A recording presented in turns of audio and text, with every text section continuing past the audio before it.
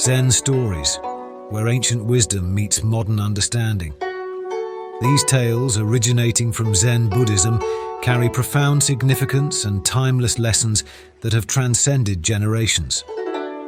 In the quiet simplicity of Zen stories, you'll discover profound insights, life's hidden truths, and the art of mindfulness.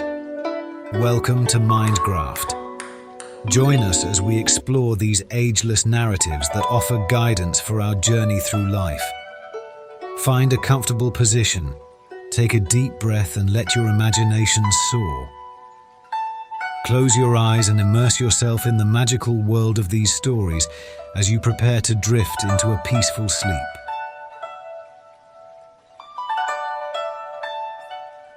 The story of the water buffalo. Once upon a time in ancient China, there lived a Zen master named Tanzan. Tanzan was known for his wisdom and enlightenment. He resided in a small monastery tucked away in the mountains. One day, a scholar from a nearby town heard of Tanzan's reputation and decided to visit him. The scholar had spent years studying philosophy and was eager to engage in a deep intellectual discourse with the Zen master. Upon reaching Tanzan's monastery, the scholar was greeted warmly. Tanzan invited him inside and offered a cup of tea. As they sat in silence, the scholar couldn't contain his curiosity any longer and began to ask questions about the nature of reality, the existence of God, and the mysteries of the universe. Tanzan listened patiently to the scholar's questions and then responded with a simple question of his own. Do you have a water buffalo? Confused by this seemingly unrelated question, the scholar replied, No, I do not have a water buffalo. I am a scholar, not a farmer. Tanzan nodded and continued sipping his tea. The scholar was taken aback by the abrupt change in the conversation, but decided to play along. He asked, And do you have a water buffalo, Master Tanzan? Tanzan smiled and said, Yes, I have a water buffalo. The scholar was puzzled and asked, Where is your water buffalo, Master Tanzan? I don't see it anywhere. Tanzan calmly replied, Well, I don't use it, so I don't keep it in the stable. When I need it, I use it. When I don't, I let it roam freely in the meadow. The scholar was even more perplexed. But Master Tanzan, he said, I don't see a meadow here and I don't see a water buffalo. How can you claim to have one? Tanzan looked at the scholar and said, You see, just like your water buffalo, your questions and philosophical inquiries are merely concepts in your mind. You carry them with you everywhere you go, but they do not exist in reality. When you need them, you bring them out and create a lot of unnecessary noise. When you don't, you let them roam freely in the meadow of your thoughts. It's only when you can let go of these mental constructs that you can truly experience the present moment and the nature of reality. The scholar was struck by Tanzan's words. He realized that he had been carrying the weight of his intellectual pursuits and questions without truly experiencing the simplicity and beauty of life. In that moment, a profound understanding washed over him, and he bowed to Tanzan in gratitude. From that day forward, the scholar gave up his relentless quest for answers and instead focused on being fully present in each moment, just like Tanzan's water buffalo grazing peacefully in the meadow of awareness. This Zen story teaches us the importance of letting go of our attachment to concepts, beliefs, and intellectual pursuits in order to experience the true nature of reality and the richness of life in the present moment.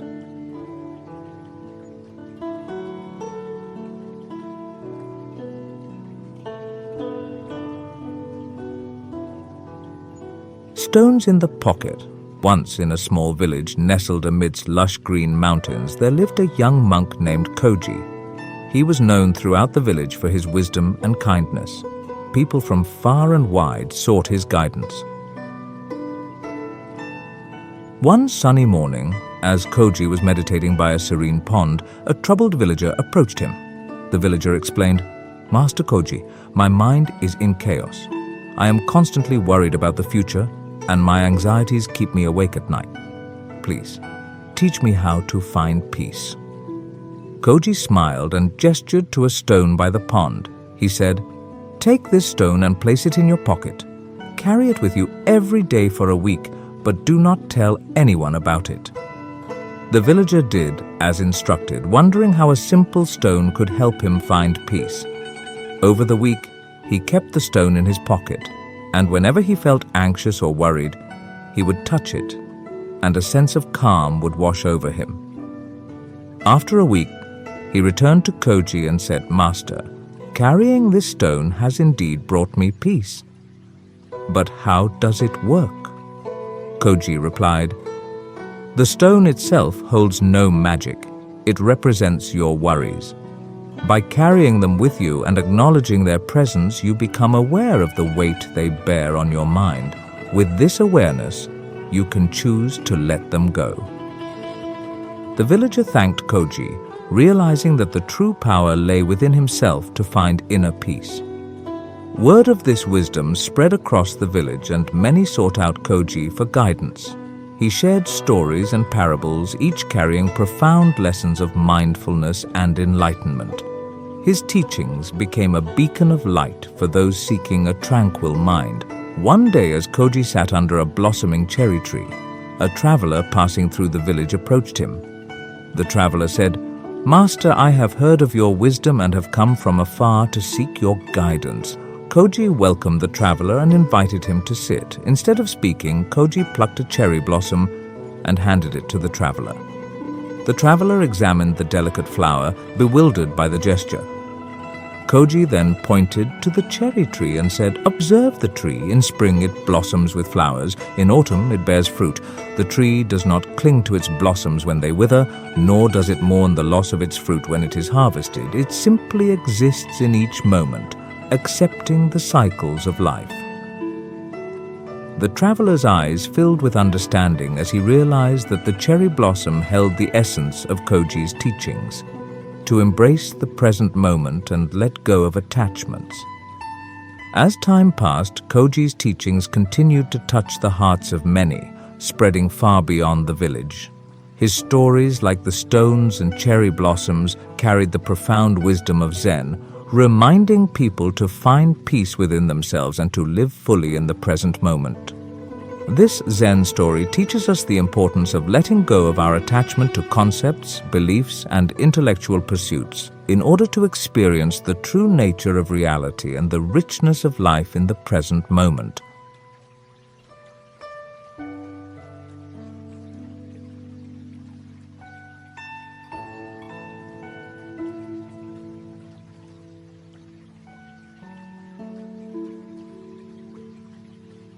The Tale of the Bamboo Master. In a remote village nestled at the base of towering mountains, there lived a wise old man named Master Shu. Master Shu was renowned for his knowledge of bamboo, a plant that was abundant in the region and held great significance in the lives of the villagers. One bright morning, a curious young man named Li ventured into the village in search of wisdom. Li had heard tales of Master Shu's extraordinary abilities, and he hoped to learn from the old master. Finding Master Shu in his humble bamboo grove, Li approached and bowed respectfully. "Master Shu," Li began, "I wish to learn the secrets of life and wisdom. Will you be my teacher?" Master Shu gazed at Li for a moment and then nodded. "Very well, young one," he said, "but first you must pass a test." Li was eager and agreed without hesitation. Master Shu handed him a small bamboo shoot and instructed, "Your task is to grow this bamboo shoot into a tall, strong bamboo plant. You must nurture it, protect it, and ensure it thrives. Return to me when it has reached its fullest potential." Li accepted the bamboo shoot and left for a quiet spot near a flowing stream. He planted the shoot with great care, watering it daily, shielding it from harsh weather, and tending to its needs. Days turned into weeks, and Li's commitment to the bamboo became unwavering. One evening, as the sun painted the sky with hues of orange and pink, Li noticed something remarkable.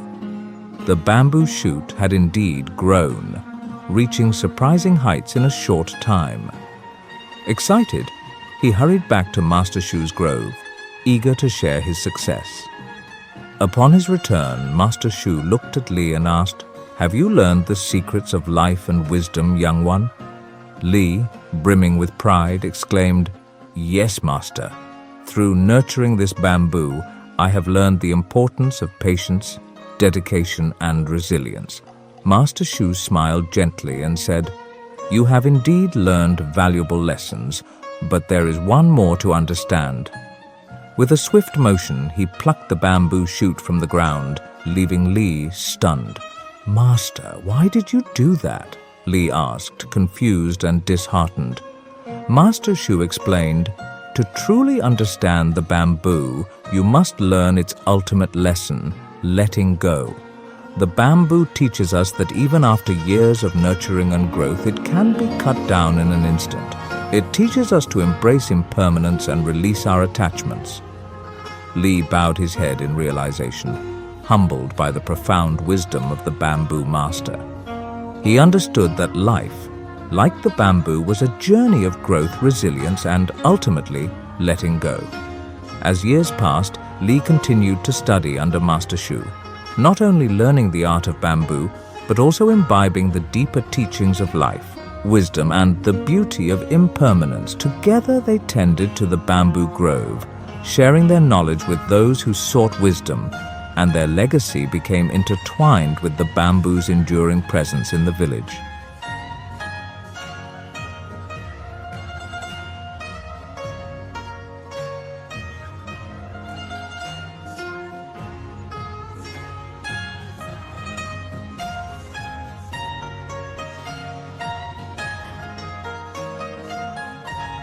The silent sound of enlightenment.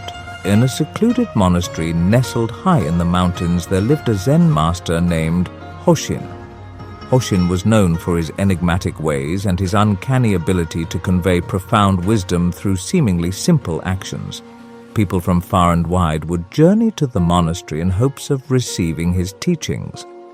One summer morning, as the sun cast its warm embrace over the monastery, a group of eager students gathered around Hoshin. They were curious and anxious to learn from the master. Hoshin, sensing their enthusiasm, decided it was time to impart a particularly elusive lesson. He looked at the students with a faint smile and said, "Today, I will teach you the silent sound of enlightenment." The students exchanged puzzled glances. They had heard of many lessons on mindfulness, meditation, and enlightenment, but the silent sound was a new and intriguing concept. Hoshin instructed the students to follow him into the lush forest surrounding the monastery. They walked in single file, the anticipation building with each step. Finally, they reached a clearing at the edge of a serene pond. Hoshin gestured for the students to sit in a circle on the soft grass. As the students settled into their positions, Hoshin pointed to a nearby tree and asked, "Do you hear the sound of the stream?" The students strained their ears, but all they could hear was the gentle rustling of leaves in the breeze and the distant chirping of birds. There was no stream in sight, let alone its sound. Confused, one student ventured, "Master, we do not hear the sound of the stream. Are you sure it's there?" Hoshin nodded and replied, You see, that is the first step. To hear the silent sound, you must first acknowledge the absence of sound. Now, close your eyes and listen carefully." The students obeyed, closing their eyes and concentrating on the perceived silence. Minutes turned into hours as they sat in stillness, fully absorbed in their quest to hear the elusive, silent sound. Finally, one student, a young woman named Aiko, spoke up. "Master, I think I hear something. It's faint like a distant murmur." Hoshin smiled and nodded approvingly. "Yes, that is the beginning.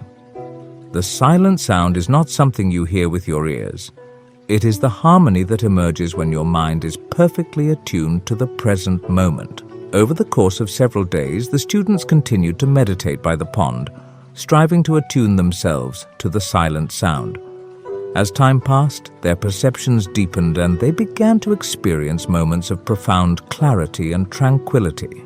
One evening, As the setting sun cast a golden hue over the pond, Guzheng gathered his students for a final lesson. "Now," he said, "listen closely. The silent sound of enlightenment is not separate from you. It is the very essence of your being. When you truly understand this, you will hear it not only by the pond, but in every aspect of your life." With these words, Guzheng stood up and began to walk away from the pond. The students followed, still entranced by his teachings. As they descended the mountain together, the students began to notice the silent sound in everything around them. The rustling leaves, the chirping birds, the gentle breeze, and even the beating of their own hearts. They realized that it had been there all along, waiting to be heard, not with their ears but with their hearts and minds. In the presence of Guzheng's wisdom, the students had discovered the profound truth that enlightenment is not something external to be sought, but a deep realization of one's own inherent nature, the silent sound that echoes in the stillness of the present moment. From that day forward, the students continued their practice, not as seekers of enlightenment, but as bearers of the silent sound. They understood that it was not a destination to be reached, but a journey to be lived, a harmonious symphony that resided within them and all of existence. And so, the teachings of Guzheng and the silent sound of enlightenment echoed through the ages, reminding us that the deepest truths are often found in the simplicity of silence, the stillness of the heart, and the awareness of the present moment.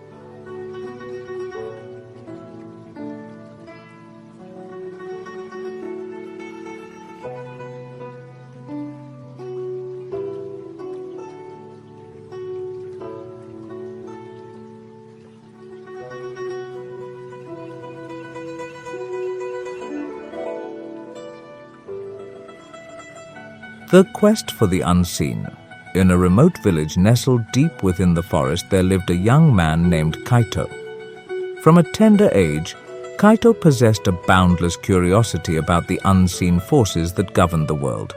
His inquisitive mind was often preoccupied with questions about the hidden mysteries of existence. One day, Kaito heard tales of a legendary Zen master named Renshi, said to possess profound insights into the invisible realm that lay beyond the senses.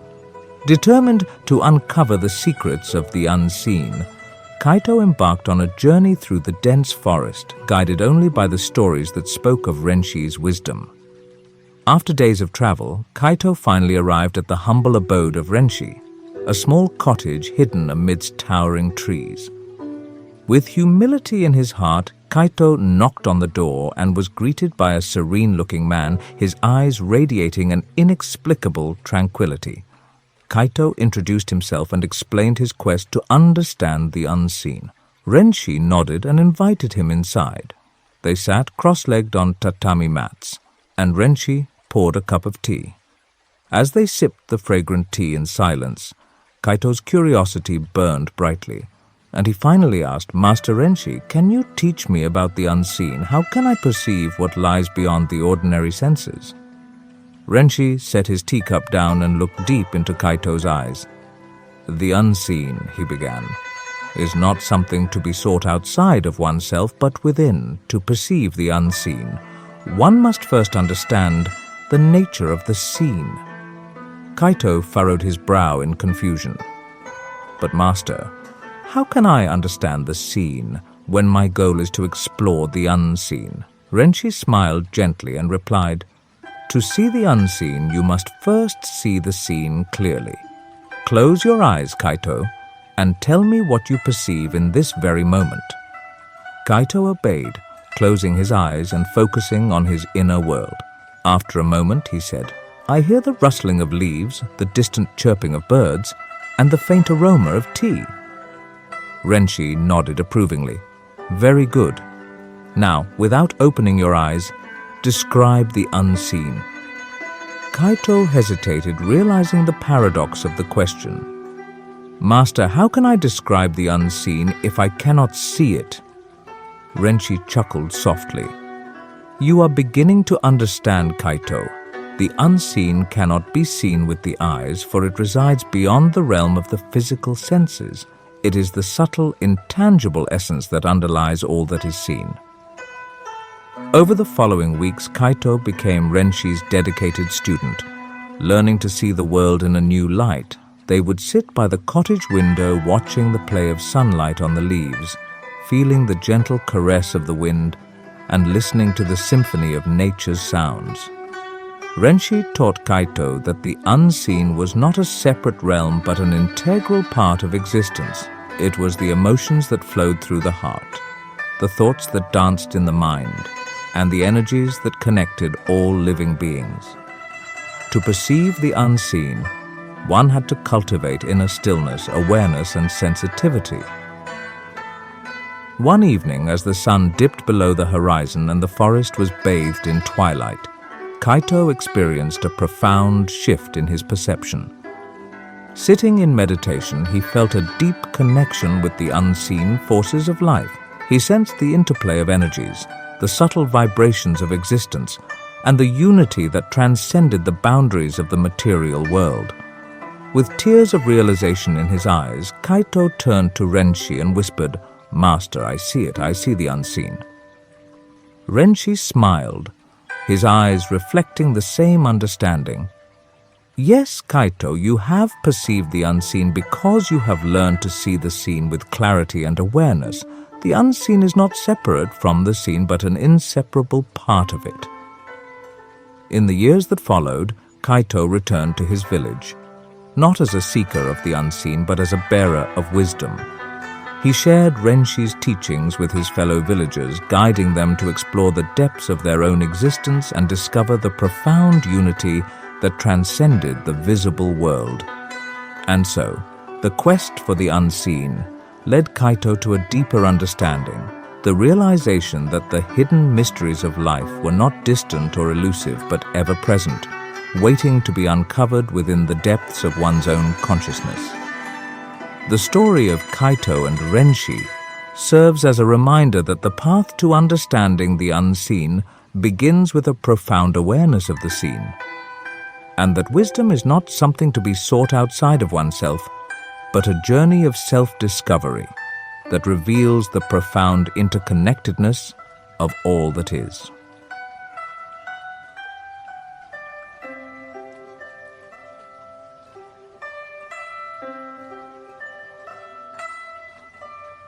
The teacup. Once upon a time in ancient Japan, there lived a wise and renowned Zen master named Nanin. People from all around came to seek his guidance and enlightenment. Nanin was known for his deep wisdom and the clarity of his teachings. One day, a professor from a prestigious university traveled a great distance to meet Nanin. The professor had heard of the Zen master's fame and wanted to engage in a profound philosophical debate, hoping to test his own intellect and knowledge. Upon arriving at Nanin's humble temple, the professor was welcomed with great respect. They sat down in the traditional tatami-floored room, and Nanin's attendants served them tea.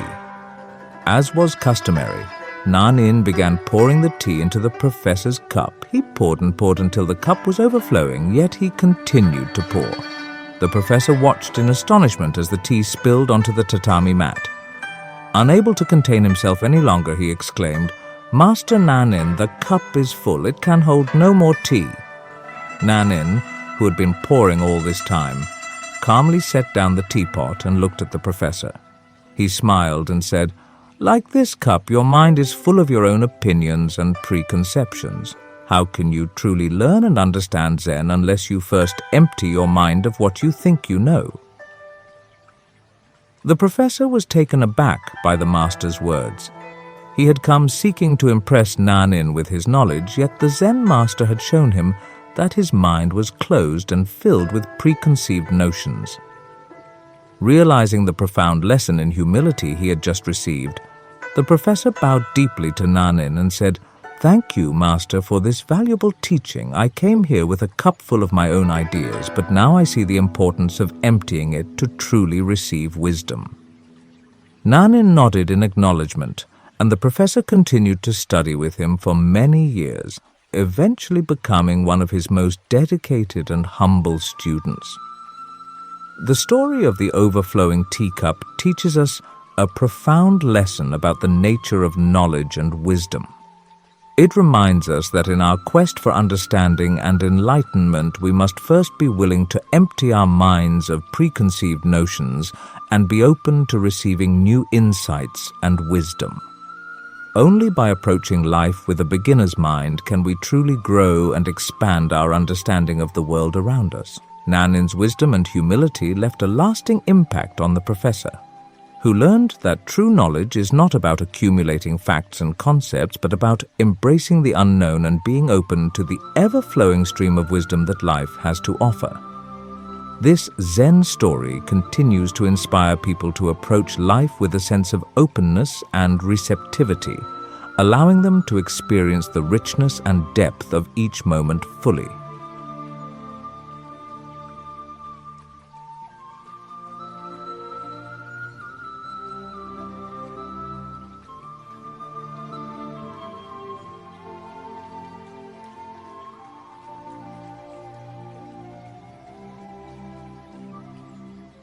The stone bridge of Enlightenment. In a tranquil village nestled in the heart of a lush valley, there stood an ancient stone bridge. This bridge was no ordinary structure. It was believed to hold the key to enlightenment itself. Villagers often spoke of its mystical powers, and pilgrims from far and wide journeyed to cross it in hopes of finding profound wisdom. Among those drawn to the bridge was a young woman named May. May had heard the tales of the bridge's transformative abilities, and she yearned for enlightenment like no other. With a heart full of determination, she embarked on the journey to the village, ready to face the enigmatic stone bridge. Upon arriving at the village, May was greeted by the warm smiles of its inhabitants. They shared stories of the bridge's wonders and guided her to its location. Standing before the ancient stone structure, May felt a sense of both awe and trepidation. She took a deep breath and began to cross. As May stepped onto the bridge, she noticed something unusual. The stones beneath her feet seemed to shimmer with an otherworldly light, and a gentle voice whispered in her mind, "Ask, and you shall receive." With curiosity and hope, May closed her eyes and whispered her deepest question, "What is the true purpose of life?" In that moment, May's consciousness expanded beyond the boundaries of her being. She saw the interconnectedness of all living things, the dance of nature's cycles, and the ebb and flow of existence. She understood that the purpose of life was not a singular answer, but a journey of discovery, growth, and compassion. Tears of realization streamed down her cheeks as she continued to walk across the bridge. Each step unveiled new insights into the mysteries of the universe. She learned that happiness resided in simplicity, that knowledge was a lifelong pursuit, and that love transcended all boundaries. As May reached the other side of the bridge, the mystical experience gradually subsided. She opened her eyes to find herself standing at the village's entrance once more. The villagers greeted her with knowing smiles, for they had witnessed the transformation in her presence. May had indeed found enlightenment on the stone bridge, but she also understood that it was a continuous journey, not a final destination. She decided to stay in the village, sharing her newfound wisdom with those who sought it, and becoming a guardian of the bridge's mysteries. Years passed, and May became known as the Bridge Sage. The village flourished as people from all corners of the world came to seek her guidance. The stone bridge, once a symbol of mystery, had become a beacon of enlightenment for all who crossed it with an open heart and a thirst for wisdom. And so, the legend of the stone bridge of enlightenment lived on, reminding those who ventured there that the answers they sought were within, waiting to be discovered on the path of their own journey.